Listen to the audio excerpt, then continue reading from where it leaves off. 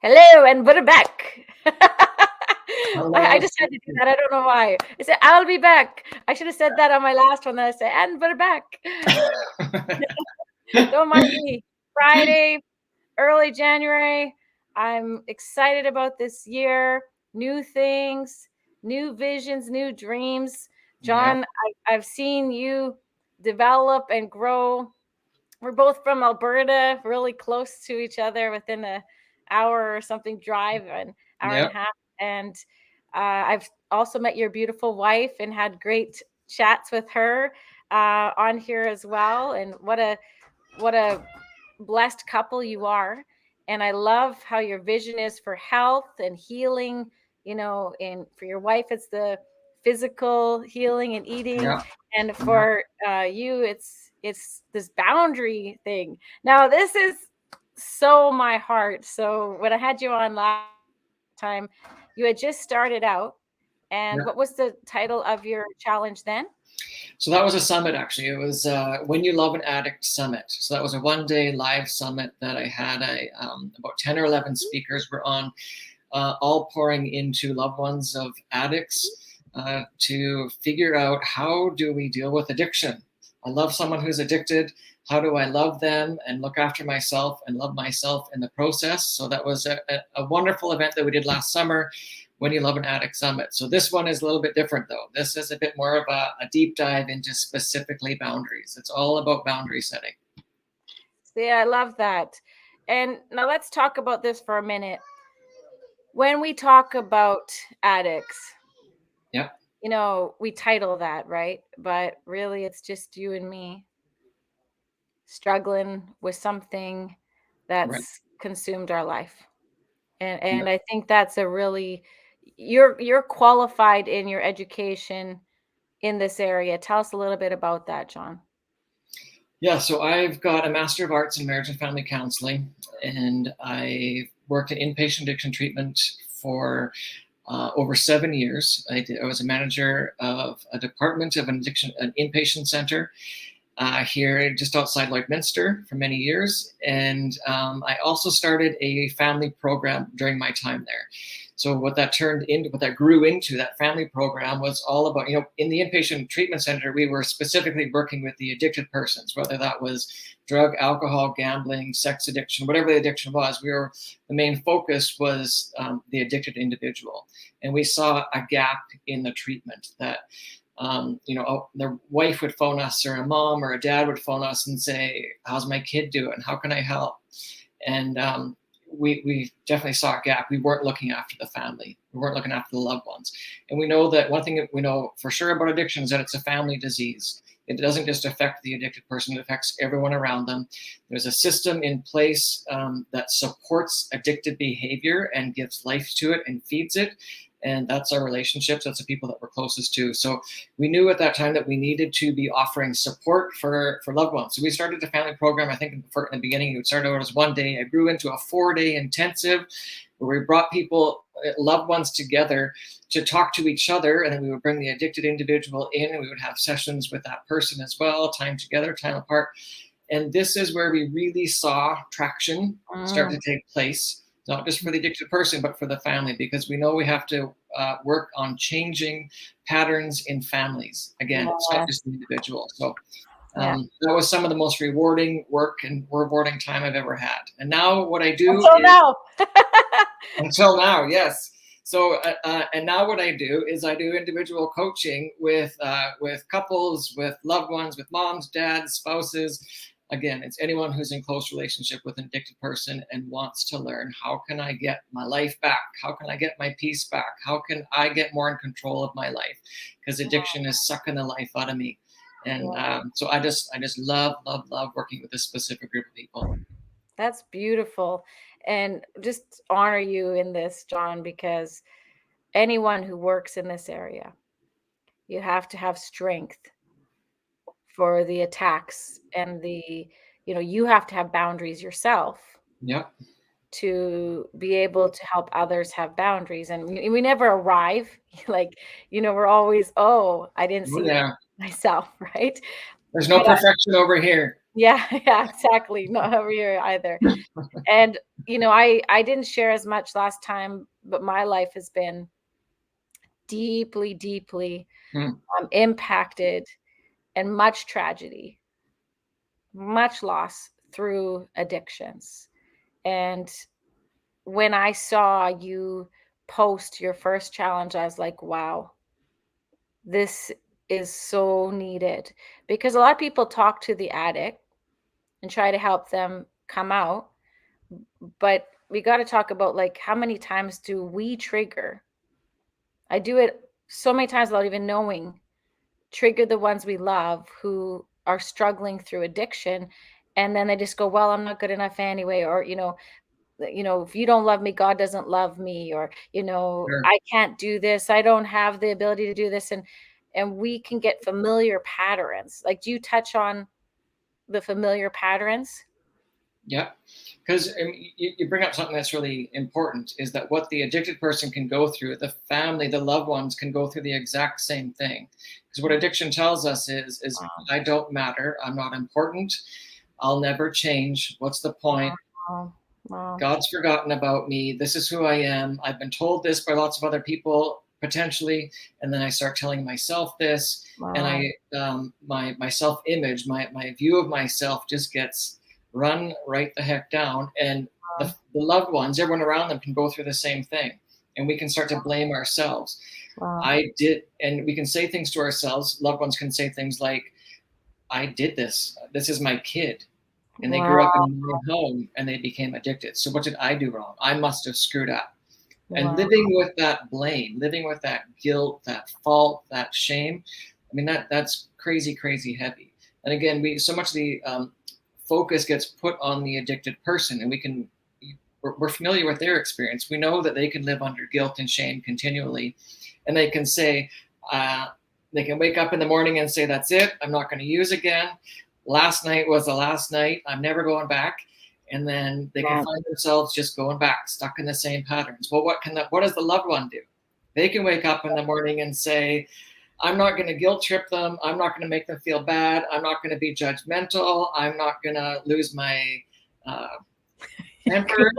I'm not going to do all these things." And then addiction, what does addiction say? Addiction just sucks us back in.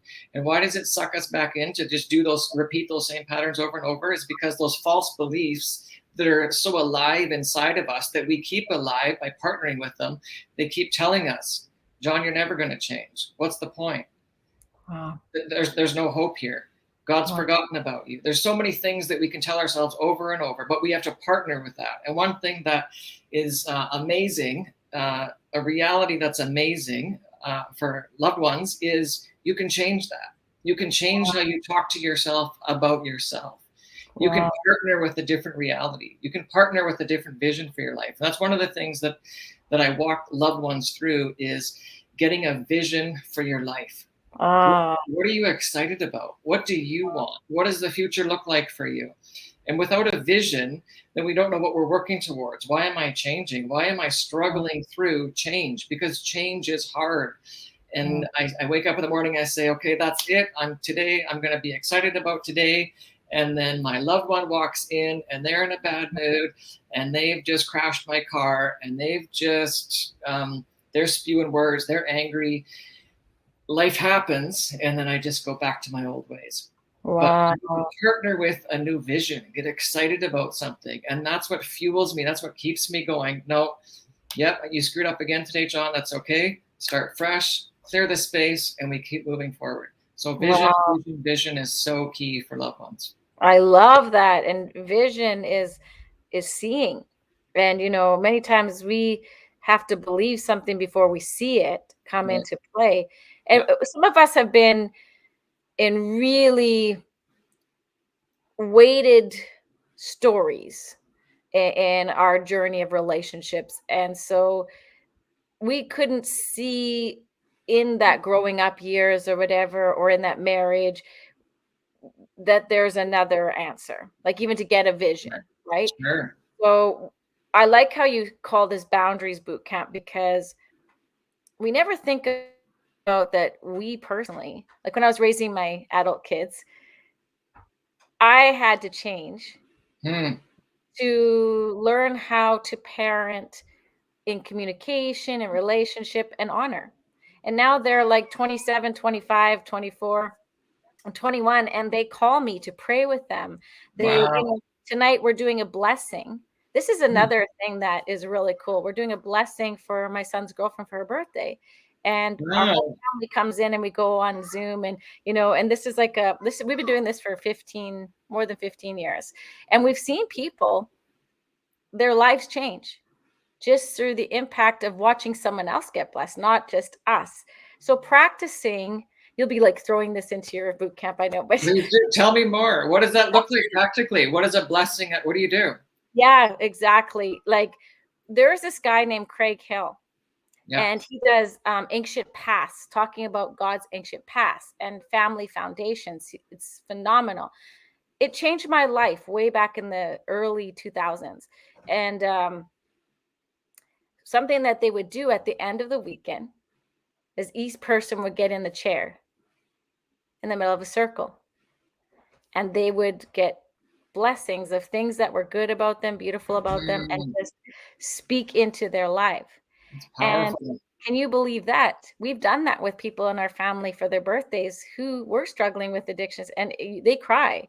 Like it's like Mm, some of them have never heard even me speak that to them, let alone, you know, someone that they don't know.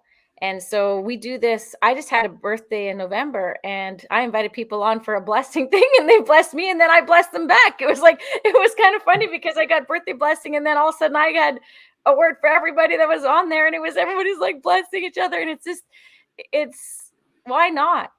In our world of wow. in our world, that's what this Find Challenge is about, right? This is what I'm doing these interviews for. Yeah. It's a blessing to you, and it's a blessing to me. Yeah.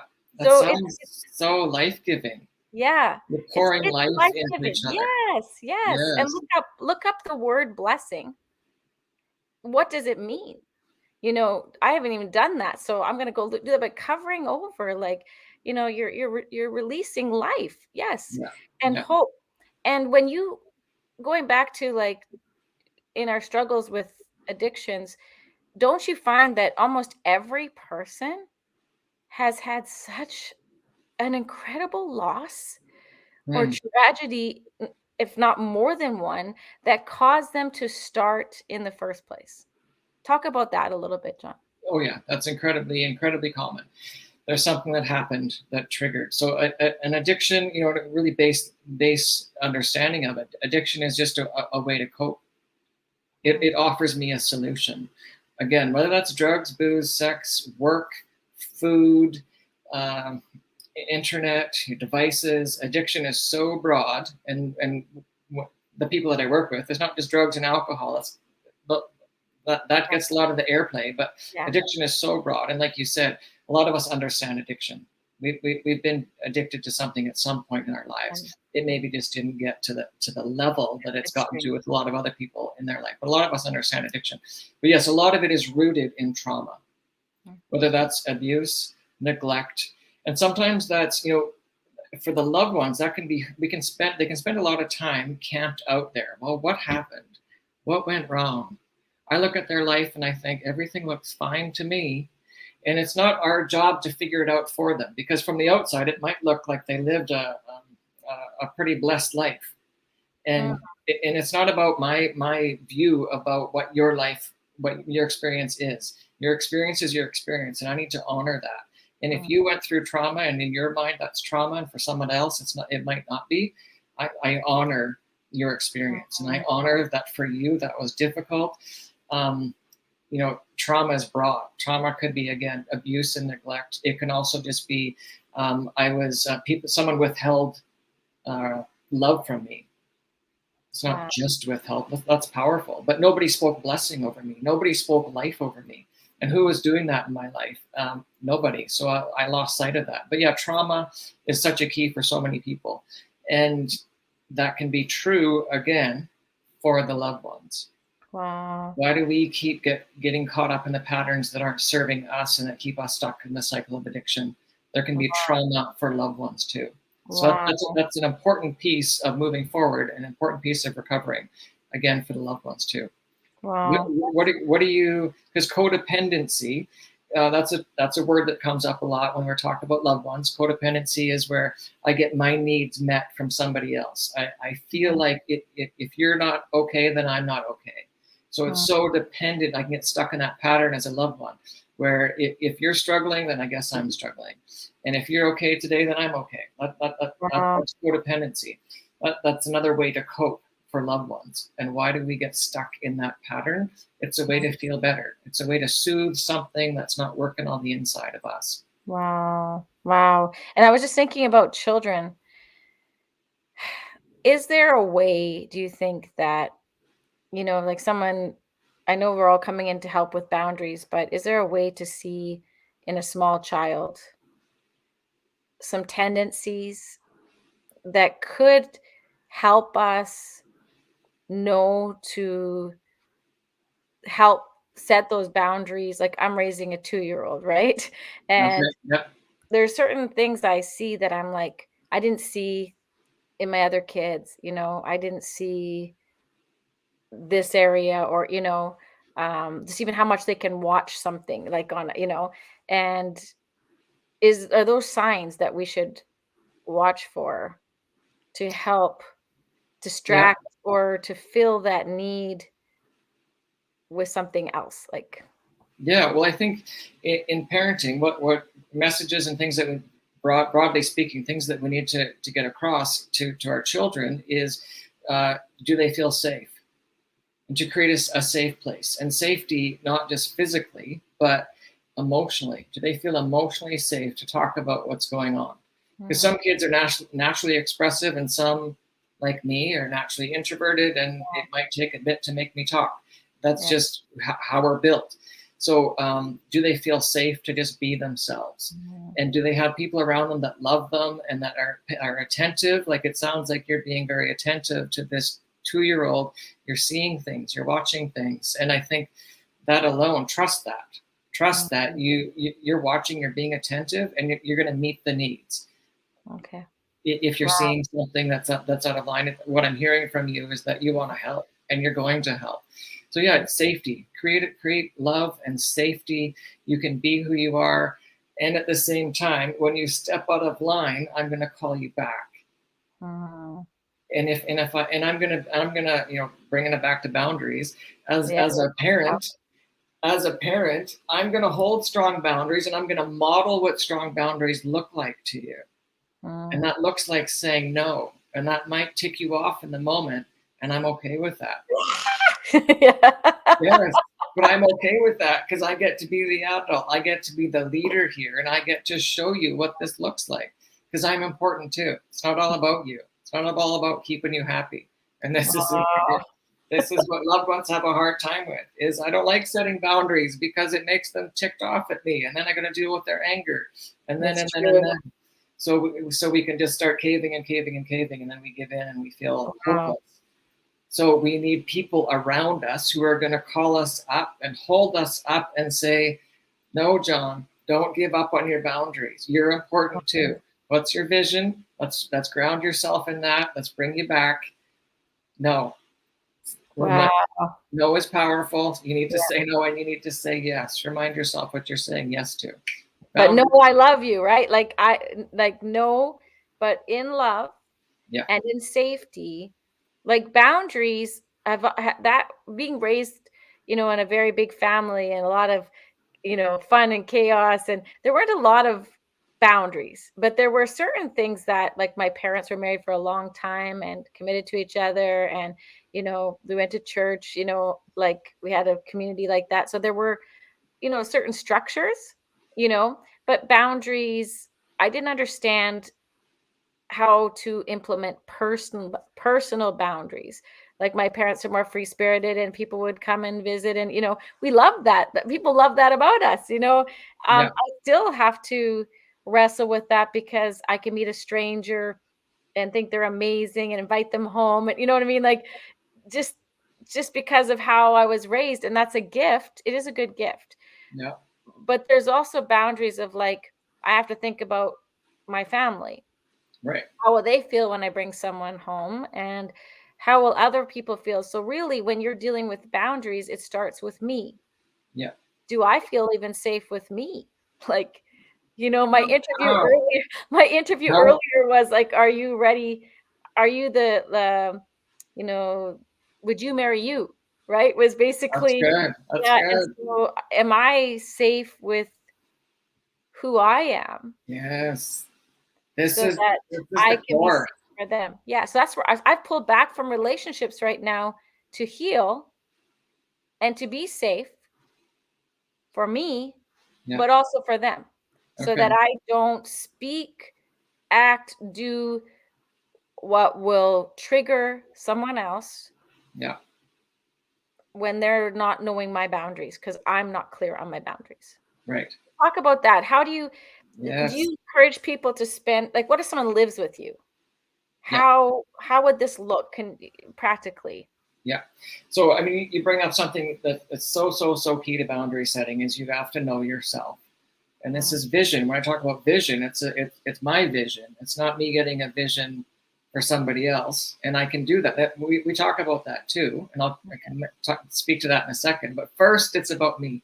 Boundaries are about me. And a question I had yesterday from someone in an email was, I've tried to set boundaries and they didn't work. And as soon as I hear that, I tried and it didn't work. I hear you're approaching boundaries all wrong. You're not understanding what boundaries are all about. It's not about working because what this person was saying was, and it's not working because the person didn't change. mm. Boundaries have nothing to do with anybody else. It's all about John. It's about So true. creating safety Yeah. and peace and control in John's life first. And Wow. I know for a lot of us, especially people who struggle with codependency, can have a hard time hearing that because it sounds so selfish. And I'm Mm. all about I put everyone else's needs before my own. Wow. And recovery for the loved ones starts with what's important to you. You're important. If you're not okay, if you're not solid and stable yourself and love yourself, how can you love and create stability and give stability and inspire stability in somebody else? So Wow. yes, it all starts with me. Absolutely, it's for me first. But we're still in family. We're Yeah. still in relationship. So it's about me, and it's about you too, Wow. because nobody wants to live with a selfish. I mean, that sounds like narcissism if I Yeah. just make it all about me and you got to Yeah. adhere to my rules. And so yes, then it's about, well, how do we do this together? Mm. What can I make a concession on that honors me, but also honors this relationship? Wow. So yes, it's about me and it's about us. But first me, then it's about us. Wow. It's not easy. It's very messy and complicated and creative. Like, this is literally with every situation, you must have a gift. You call it brilliant strategies right there. See, you must have a gift to come up with creative strategies um, that work in this situation. Right. There's probably a basic formula, but then Yes. come on, like, you just don't know how somebody's gonna, like, show up at the door, or you Yeah. know do something out of character because of they're on drugs, or they're Yeah. drunk. You just don't know. There's a So lot that we don't know, but you're right. There's a base. The center is, I know myself. I know what I'm after. I know the vision for my life. I know what kind of life I'm creating, so that when the chaos comes at me, someone comes at to the door, and I don't know what it is, yeah. because that's life. That's all of us. But Mm. I can't control what comes at me, but I can control how I respond to it.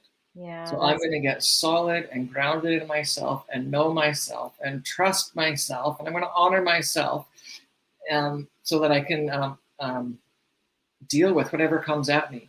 But one thing that I know for sure is that I cannot do this alone. mm, I cannot do this alone. And life was never meant to be done alone. We wow. need community. We were created to need community. And that's why, for anyone out there who's listening and watching this, who's trying to do this alone, how's that working for you? Stop. Stop. Yeah, stop. It's not working. So come to the boot camp. Come and get around a community. Get with like-minded people who are on the same journey, who you can phone and say, okay, it just hit the fan today and I don't know what to do. You need people that are going to hold you up and hold you in who you are, and know what your vision is for your life and remind you of it when you forget. Because that's one thing, that one of the most powerful things that we can do for the loved one and for our addicted loved ones is, I need to get a vision for me, but I need to also get a vision for my addicted loved one, and know who, and see them in their highest possibility and remind them of it. Because they forget. Addiction robs them of that. Addiction tells them all kinds of lies. So that's one of the best ways that we can support them is, I'm going to remind you of who you are. This is who you are. Wow. You're made for more than this. And I know you believe this. I know you want this. You just don't know how to get from here to there. But I'm going to keep being your cheerleader. That's one of the best things that we can do as loved ones. Cheer them on. Wow. Wow. And this is so good, John. Wow. Thank you. And, sometimes a specific person is not our call or assignment, and we are blocking where they need to go. That's good. And so how do you deal with that when someone is not letting go? That's also a boundary thing, but hard. So say a bit more. When someone's not letting go of, Like they're like, say a parent, that child does need to move out, and it's just not healthy for the younger siblings in there. And how does that look? How do we maneuver through something like that, where this is my child, but what they're choosing to do in your home is not safe? right. So yeah, I mean, what you're describing, it sounds like, if someone's using drugs in the home or doing something that's creating the space to be unsafe for somebody else, I would want to work with that mom or dad or whoever the heads of that house are, and just bring truth to this situation and shed light on the reality and the truth of what's happening. Because again, addiction says, it's not that bad. It's not a big deal. I'd rather them smoke up in my basement than be out in the streets, or whatever, whatever kind of stuff we can tell ourselves to make this crazy chaos that we're currently living in okay. So I would want to work with them and just shed light on it and ask them again, what are you after? Do you want your addicted loved one to get clean and sober? And of course, their answer is going to be yes. Well, then here's what needs to happen. Here's what you get to do. You get to get out of their way.